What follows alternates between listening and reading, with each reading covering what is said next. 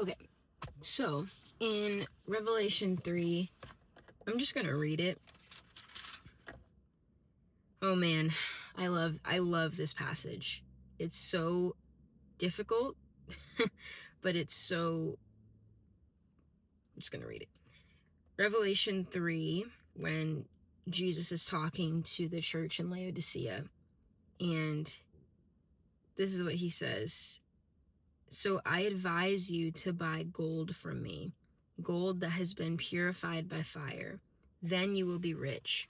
Also buy white garments from me, so you will not be shamed by your nakedness, and ointment for your eyes, so you will be able to see. I correct and discipline everyone I love, so be diligent and turn from your indifference. Another version says about salve for our eyes, that we can see, I believe, so that we can see clearly. And there's a story in the book of Mark where Jesus heals a blind man. And what was interesting, it hadn't stuck out to me before until the last time that I read it. And the first time he spits, right? He makes mud and he puts it on the man's eyes. And he says, okay, what do you see? And he says, it looks like I see people, but it's like trees walking around.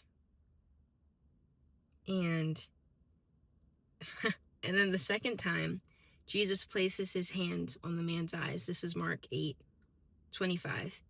And then his eyes were opened. It says, then Jesus placed his hands on the man's eyes again, and his eyes were opened. His sight was completely restored, and he could see everything clearly.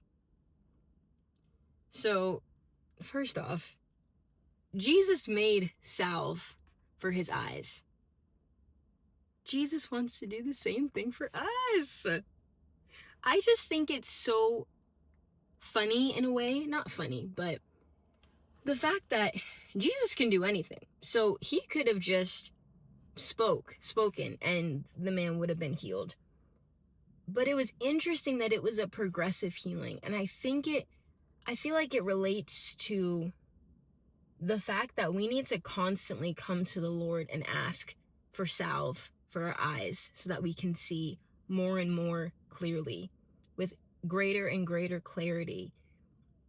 And I think that's what he talks about when he says about going from glory to glory and strength to strength. It's a continual process of becoming. So I just think it's so cool that he literally made salve. And then you go back to Revelation and it's like, it's the people in this church who thought that they could see, and they needed salve. They needed Jesus to do that for them. They needed salve for their eyes. And I think this should be a continual prayer for all of us, so that we will be able to see. So I just thought that was a really cool connection between Mark 8 and Revelation 3. And I pray that it was an encouragement for you too.